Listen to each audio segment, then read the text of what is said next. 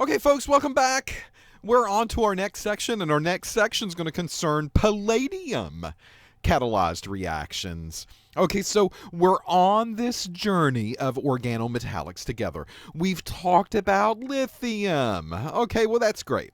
We've talked about magnesium. Okay, yeah, that's great too. We called that Grignard. And now we've talked about copper, but it was really copper lithium compounds, and those were called Gilmans. So these are the three organometallics that we've discussed so far, and we pretty much said that each one of these versions create this negative carbon, and this negative carbon is a nucleophile, and that nucleophile really behaves like it always has behaved, and it can participate in substitution reactions, and it can replace halogens and so forth. Well, guess what? This is no different. Except we're just using palladium, PD, for these reactions. Okay, so there's going to be two major ones here. Two major organic palladium reactions, and we need to know the name of both. Yeah, these things all have specialized names. I think that's the most complicated piece of this lecture series. So the first round is going to be called Suzuki, and the next one is going to be called Heck. Suzuki Heck. This sounds like you're excited, and this sounds like you're depressed. All right, so Suzuki and Heck both use palladium in this process. And they are both, again, a coupling reaction. Do you remember what coupling meant? I hope so, because we just talked about it when we talked about copper lithium. A coupling basically takes an R group on one compound and an R group on another compound, and merry matrimony, they get married and away they go. Okay, so it's joining two carbons together. That's what these reactions are doing. I mean, that's what all of them have done. You go back and you look at the copper lithium Gilman reagent. What did it do? It took one carbon and hooked it up with another carbon and say, off you go. Okay, if you look at magnesium, what did it do? It took a carbon from that Grignard and it slapped it onto a molecule that had a carbon there already. It elongated a chain. If you looked at the lithium, what did it do? It did the same thing. It took a negative carbon and it slapped it onto a carbon, and this carbon chain became longer. Suzuki and Heck both do the same thing. However, Suzuki and Heck really only works well when we use Vinlic or when we use aryl halides. Oh no, that's Chem 251 stuff. Yeah, I know, so it's time for a review. What is a Vinlic halide and what is an aryl halide? We've kind of been dancing around this topic for quite some time now, it seems like, right? Well, halide is fluorine, chlorine, bromine, iodine. Everything up and down that halogen column. That's what a halide is. That's why it's called the halide, because it's in the halogens. So I'm going to represent this with an X. All right, so a Vinlic means that this is on a Vinlic carbon, and a Vinlic carbon is right there. It's pretty much an sp2 carbon. So if we have a bromo group on a carbon involved in a double bond, ding ding, then this is great. Suzuki and Heck works extremely well for these. And then if we have a halogen, fluorine, chlorine, bromine, iodine, on a aryl group, and an aryl group is basically a benzene ring. That's an aryl directly attached to it. Then ding ding, it is great for Suzuki and Heck. Now, I've talked about the halogen, and I kind of go all the way down the halogen list. But quite honestly, folks, bromine, like usual, is going to be the best ugly one that you can pick. It seems like bromine and chlorine, for the most part, are showing up every single time, whether you're talking about Chem 251, Orgo 1, or Chemistry 252 in Orgo 2 in this class. It seems like we always gravitate toward chlorine and bromines. And I'm going to say that almost every single time that you will see these, bromine will be involved as the halogen, but it doesn't have to be bromine. But that's what you're going to see the most of. All right, so Suzuki and Heck, they're both pretty similar because they both use palladium. They both are a coupling reaction that joins two carbons together and elongates a chain. And they both work extremely well with Vinlic and aryl halides. This is, again, a little bit different than the copper piece. So this is where Suzuki and Heck has found their home. All right? Now, as you can imagine, there's two different reactions here. And those two different reactions mean they're going to require different reagents. And the first one that we're going to talk about, the first palladium catalyzed reaction, is Suzuki. And now we know a couple of pieces that make Suzuki work. We're going to have one, a halide. And we know it's going to be Vinlic or aryl now. Number two, we have to have palladium involved. If it's a palladium catalyzed reaction, we got to have palladium there. And number three makes this reaction a Suzuki. Because, folks, Heck also requires a halide, and the Heck also requires palladium. So number three here is going to be pretty important. And number three is going to set this apart from the Heck reaction to make it specifically a Suzuki. So before I go into those details, I need to tell you a little bit about palladium first. All right, so PD.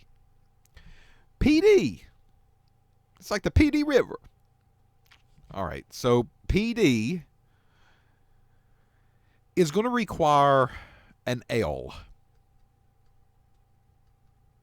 Okay, so here is the introduction to L. I need to get you acquainted with this. The L in organic chemistry is going to stand for ligand. A ligand. The L is not an element from the periodic chart, so do not even go take a look for it. It's not going to happen. So in these reactions, you're going to see PD may be paired up with L. And they're going to show up in the reaction, and it's going to look like this. And a lot of people are going to go, and they're going to look at this L and say, well, what element is that? I can't find that off the periodic chart. Well, that's because there isn't an L on the periodic chart. That's why. That's why you're not going to find it.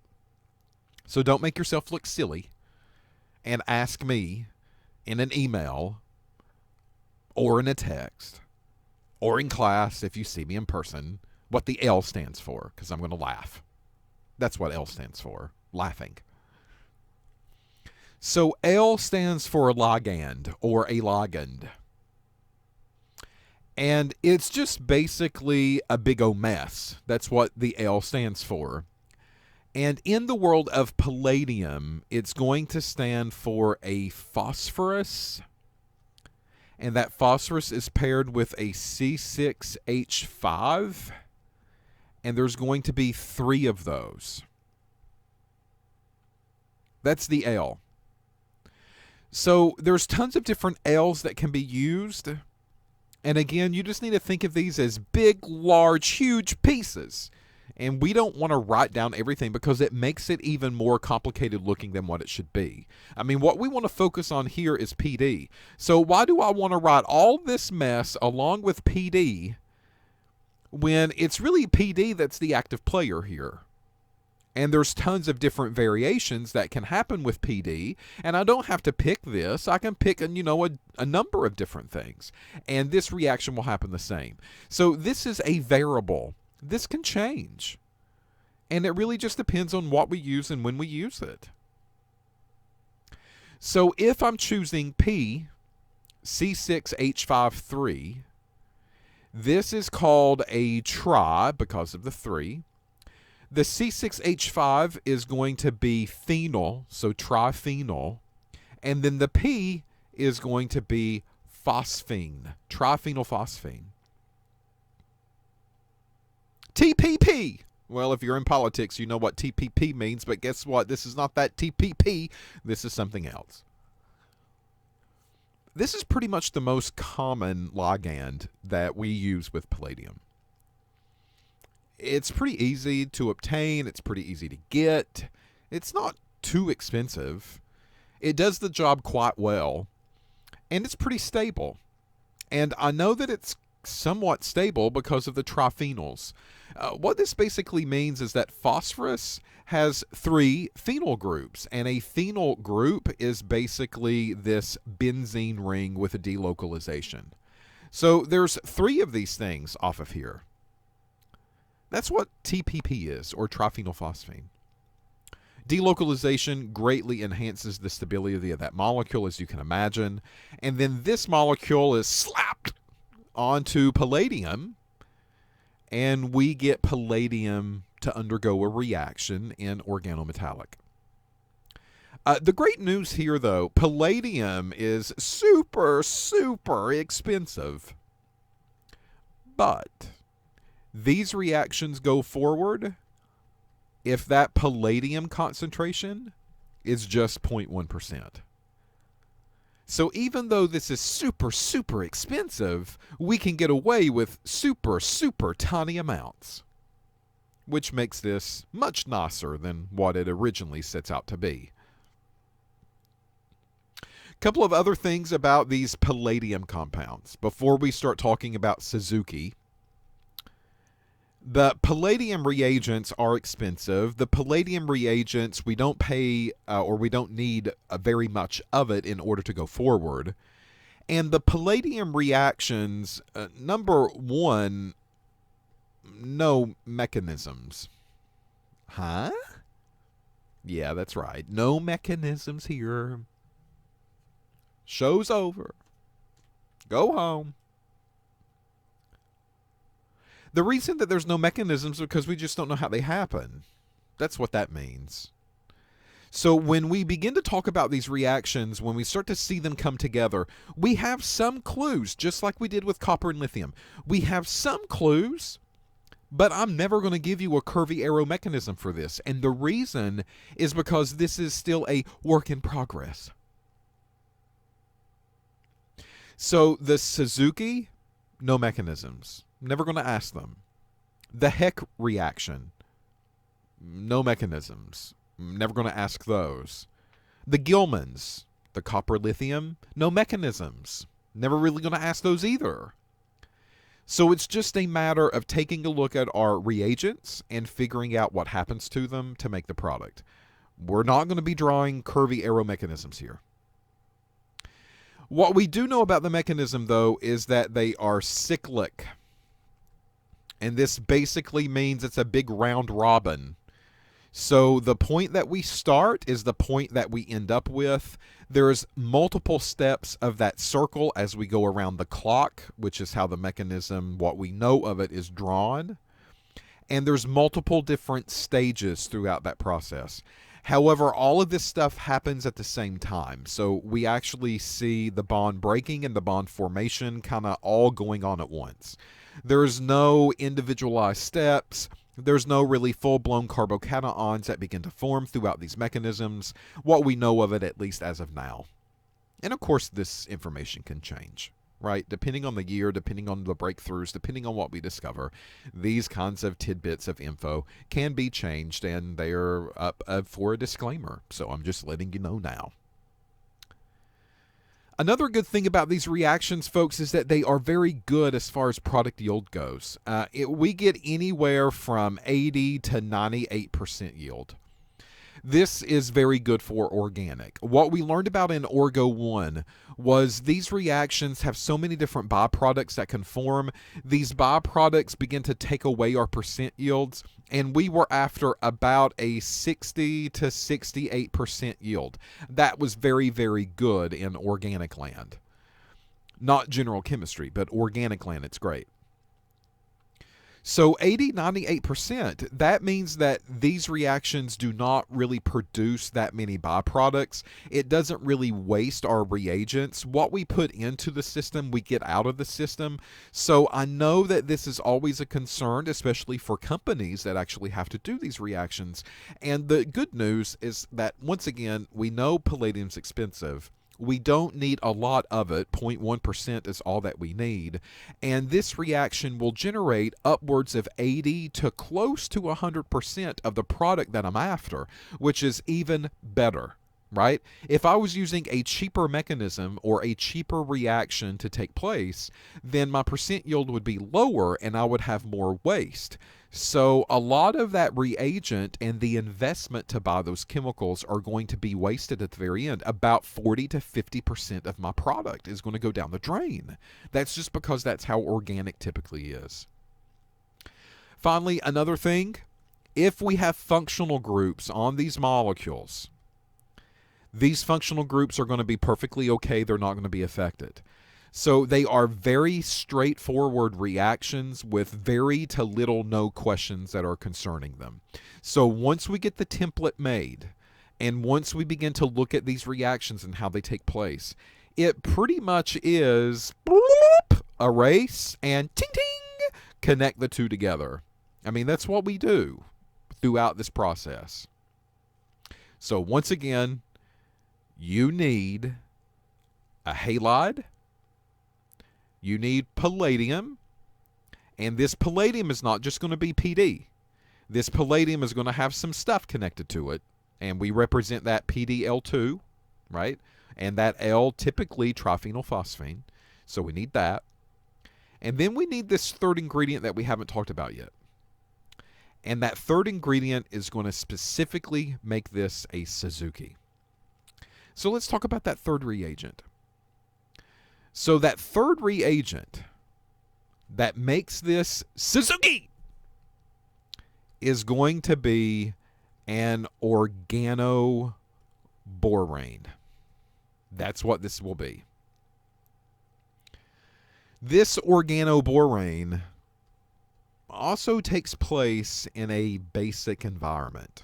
So pH-wise, we want to be on the basic side of the house. And I need to throw in palladium. I need to throw in the halogen.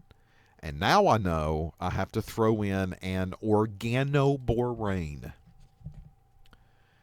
Now, the organoborane can be a mixture of different things. But it has to have borane, right? I mean, come on now. It's got to have borane. So borane is boron, so we're looking at B on the periodic chart. Also notice the position of B. Is it more electronegative or less electronegative than carbon? That's going to come into play. So this B can be hooked up to an alkyl group. All right, and an alkyl group, of course, is just some carbon chains. Da, da, da, da. Here we go. Hand in hand, we have a train of carbons. That's perfectly fine. We call those alkyl borane groups. The borane, though, can also be connected to other things, and this reaction still works pretty well. And another group that it can be connected to is an alkynyl group. I can see ALKEN. That's supposed to be at least an EN, if you can read that. So ALKEN. EN means a double bond. So alkyl is all single bonds all the way across. Carbon, carbon, carbon, carbon. And an alkynyl is an alkene. So an alkene is a carbon double bonded to a carbon. And then maybe I can have other things after that carbon if I want to. That's perfectly okay as well. The reaction still works that way.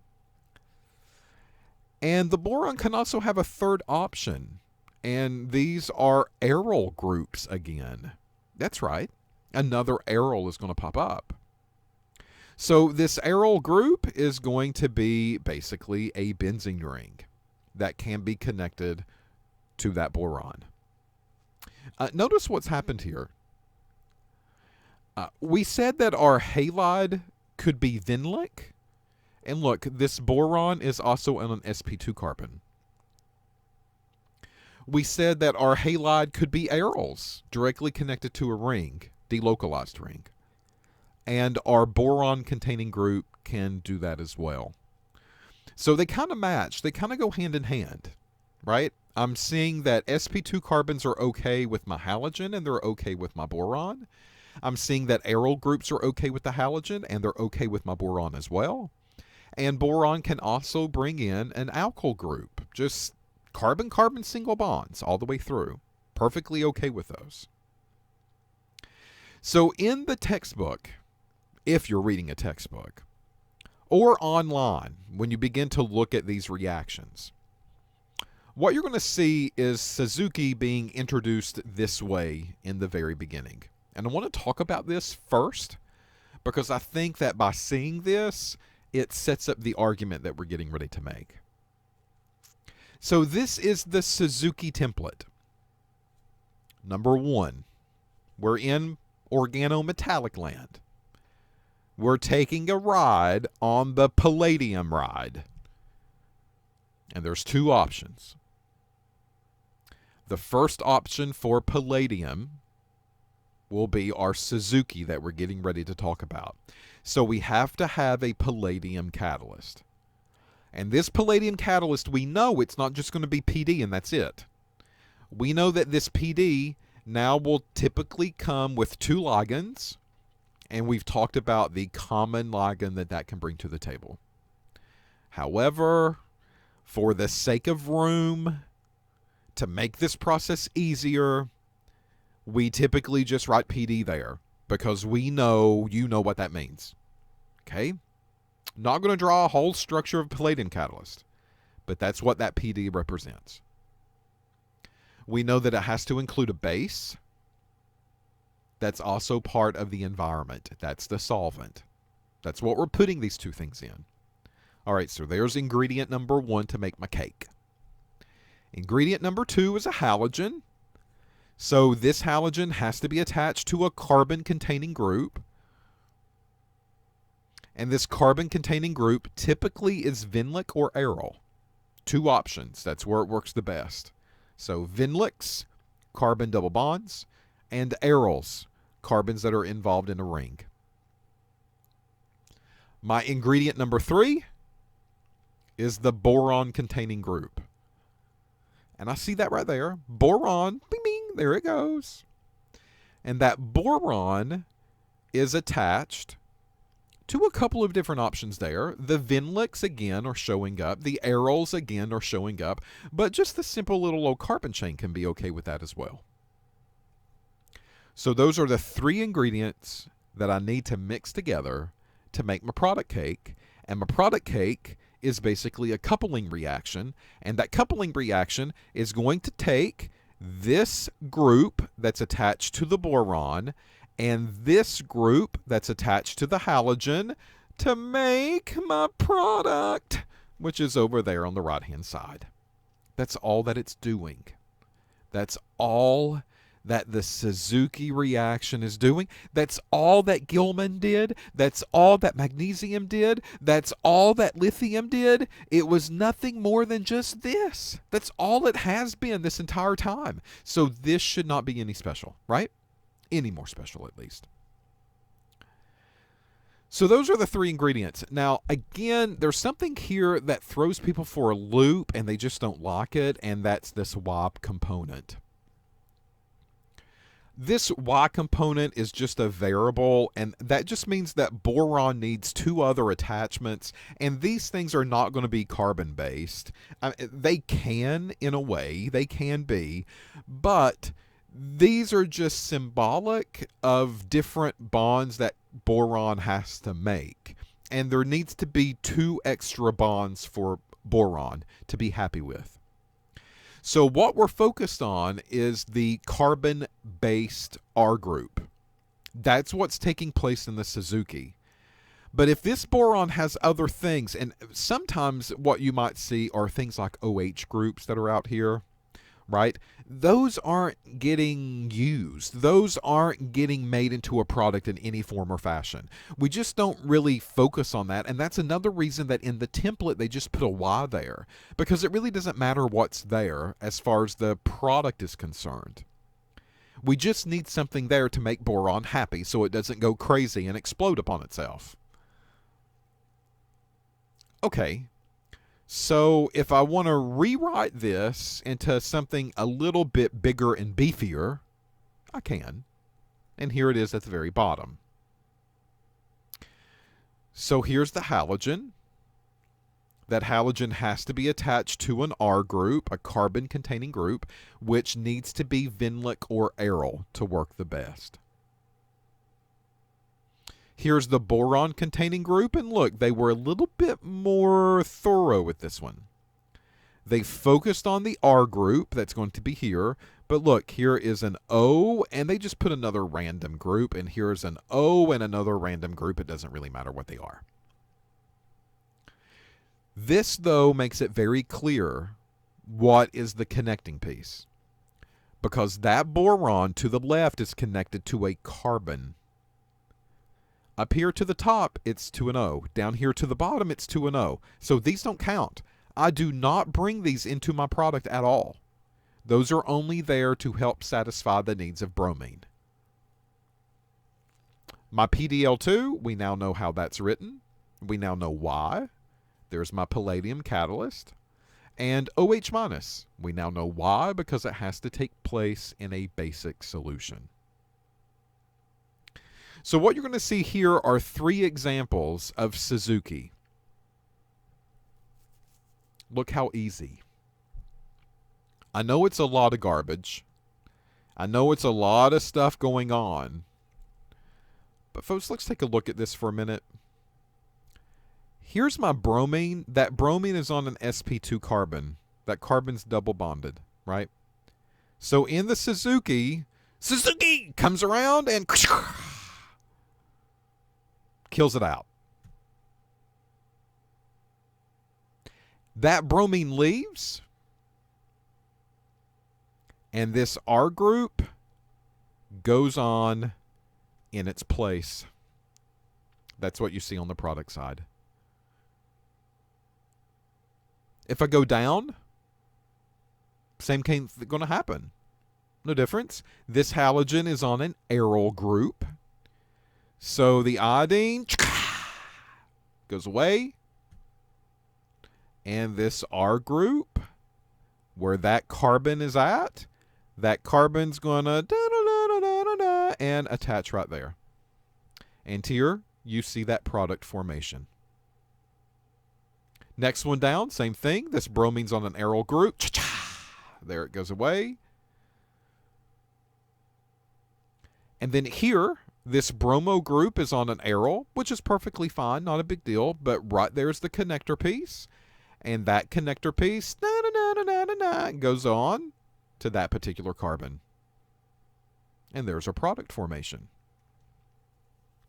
So a lot of people don't like to see this. A lot of people like to see kind of writing it in person. I can do this. So I'll just take that last example. It seems like people have problems with the rings most of the time. So let's take this benzene group. There it is. And we've got a bromo group that's on it.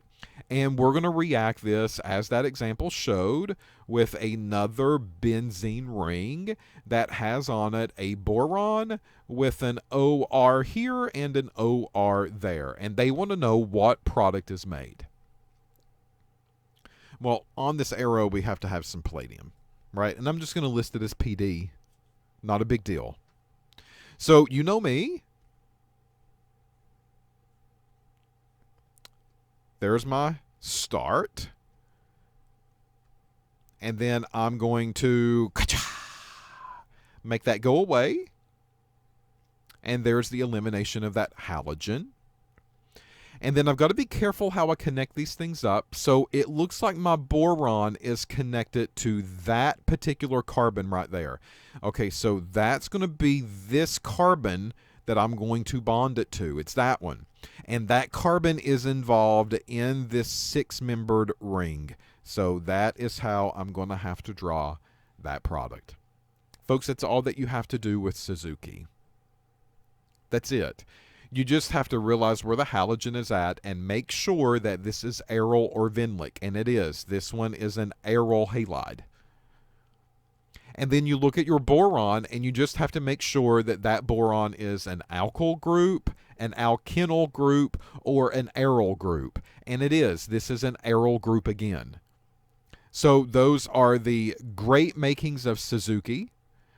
And these two reagents are going to come together with the help of palladium, and we get a carbon elongation to happen. Our carbon chain becomes longer, our molecules become bigger, and we splice the two pieces together. Folks, that's it. That's all that Suzuki is going to be about. If you can do this, you can do the majority of the Suzuki problems that we're going to be talking about. Let's take a look at another one. Here's a benzene ring, just to test. Up here, let's draw a carbon, CH3, and let's do a Br. That's right there. Or no, let's do a double bond right here and make this a CH2.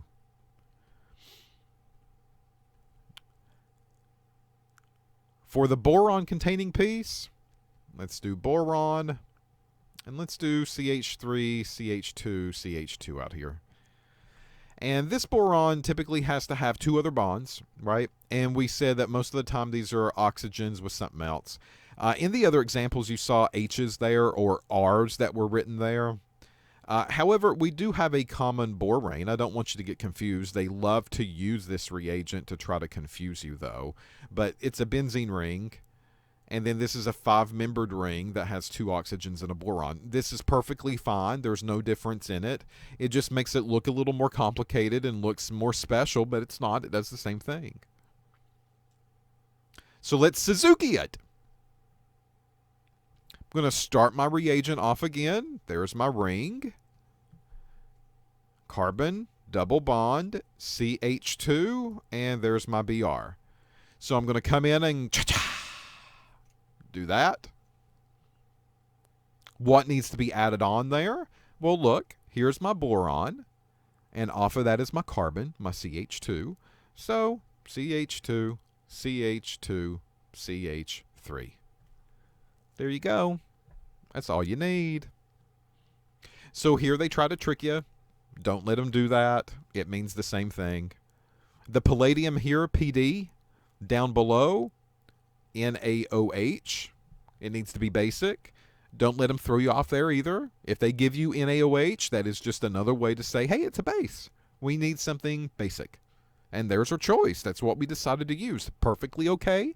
If they don't write OH minus, don't freak out. NaOH is the same thing. That's why they did it. You can't buy a bottle of OH minus. There's got to be something else with it. And it's probably sodium or potassium. So, folks, that's the introduction to Suzuki for you. So we're not quite done with it. I want to do some more examples with it now that we're getting more familiar. And in the next video, that's what we'll do. So we'll keep trucking on in Suzuki's. And when we go through these examples, I think that you'll feel even more comfortable with them and say, this is the easiest thing I've ever done. At least I hope so. It's on that way already. I can feel it. All right, so I'll see you in the next video, and we'll talk more about Suzuki.